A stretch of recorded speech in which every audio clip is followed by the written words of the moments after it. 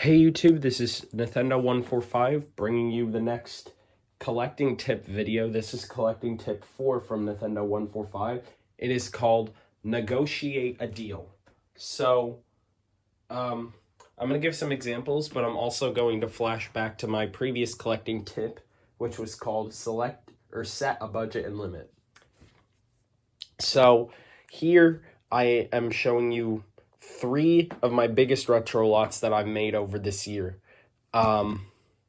So the reason I'm showing those is because to get those, I actually traded in some things and got and I didn't have to pay my own money towards this. I know this doesn't really have to do with making a deal, but it's trading in, so it's a similar idea. Maybe I'll talk about trade-ins another time, but this one's about negotiating a deal. So I'm going to give you an example.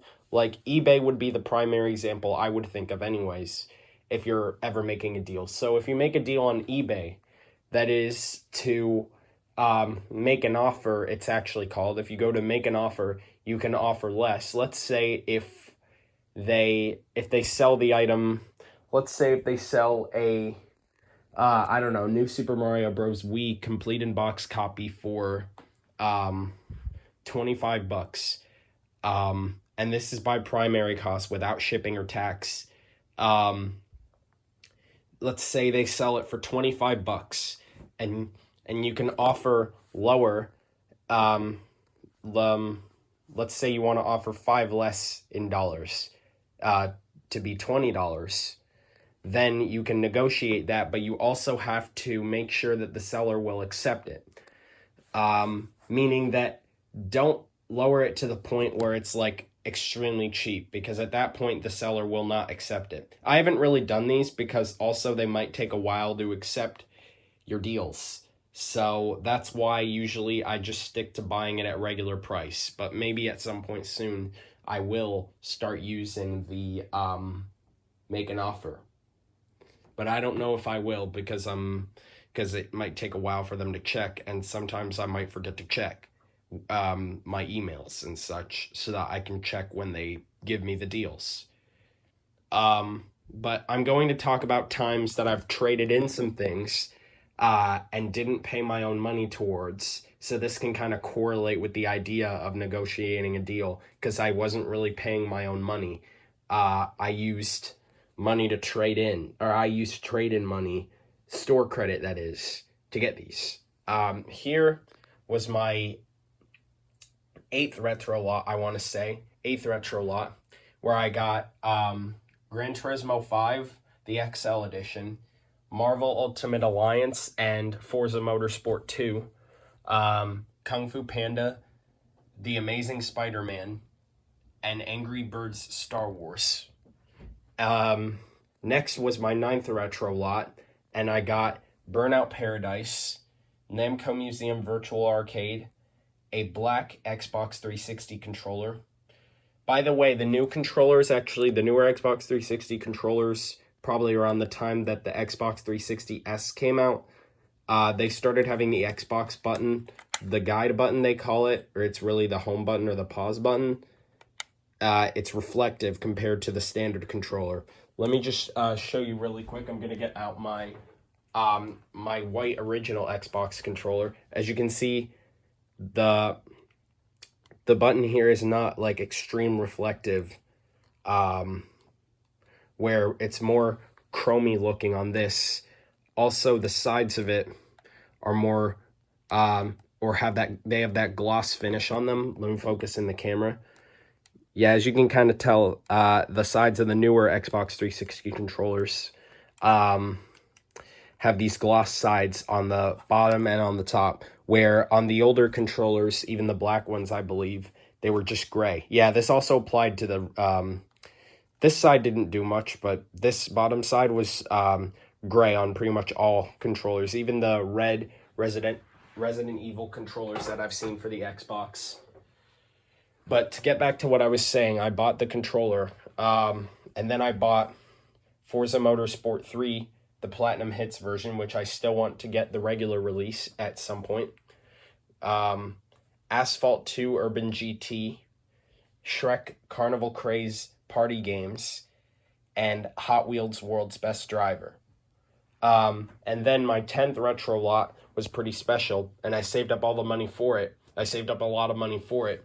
I got Up, Need for Speed Shift, Puzzler Collection, Excite Truck, Harry Potter and the Half-Blood Prince, Super Paper Mario, Ultimate NES Remix, and Wipeout 2048. And for all those lots, I traded in things.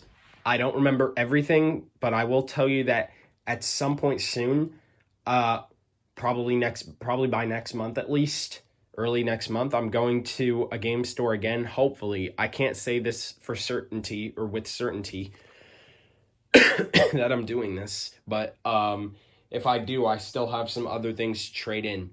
Let me actually show you my trade-ins bag really quickly. Let me just get it. I'm extremely sorry that I just had to put the camera down here. I know that isn't like really professional for like doing that kind of stuff, but I have a few things to trade in. I have Kids Sports Basketball, which is a game I definitely don't want, but it's one that, if you remember, it came with the Wii that I bought with, that came with pre-installed Virtual Console games. I then bought, and I then am trading Mario Kart 64 in, complete in box, and it has this, see-through protective case here.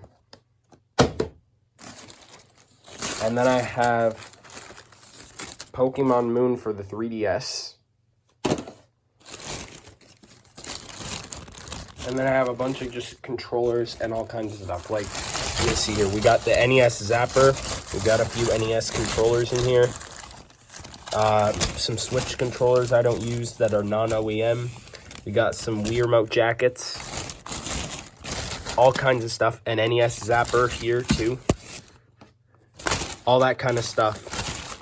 All this stuff will definitely at least be to the 100 point. Hopefully they accept that and take it to the 100 point in my store credits.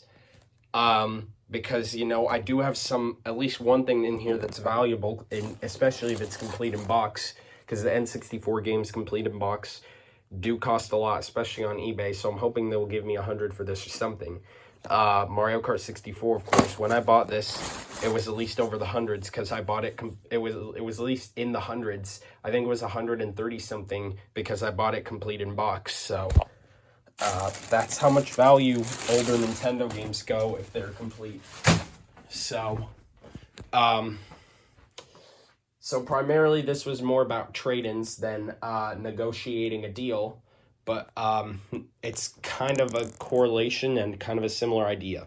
So that's all I can really say about that. So thank you for watching this collecting tip. I also want to point out today, I actually did have a lot of fun today in financial literacy, because that's the class where I am in, that I'm taking to know about money spending and stuff. And right now we are learning how to not be in debt, how to properly use a credit card, and all that kind of stuff, and the differences between credit and debit cards.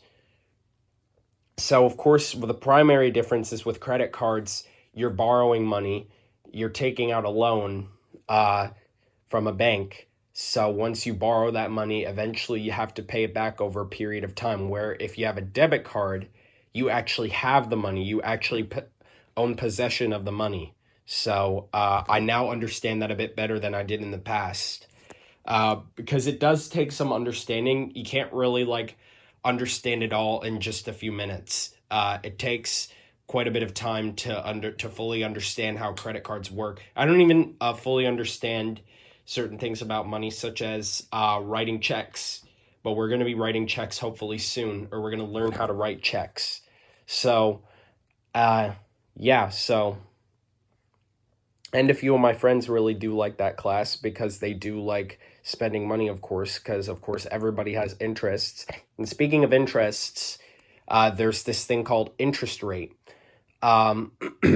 which is how much you owe the bank. So if you don't pay your credit card money that you owe back once you borrow money, interest rate goes higher, especially if you don't pay it back over a number of months. Interest rate just increases.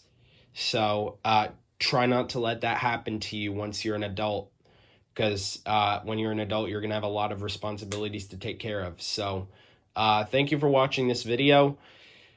Subscribe to the channel, leave some comments and stuff, and stay awesome. 2001.